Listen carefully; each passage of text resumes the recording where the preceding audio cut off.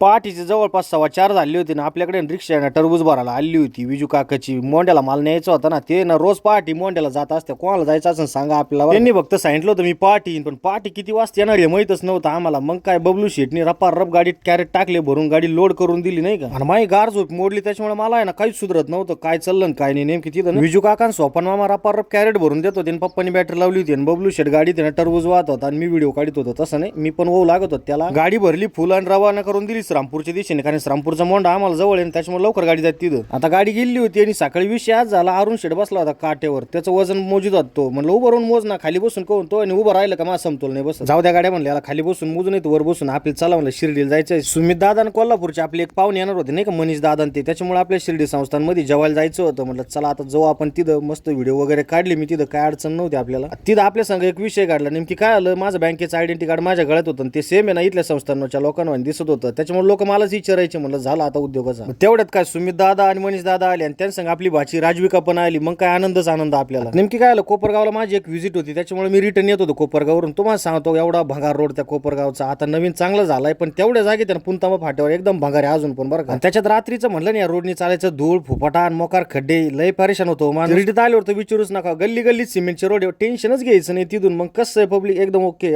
हर्षल बोचलले त्यांच्या घरी, तुम्ही तुमच्या घरी जा. ओके.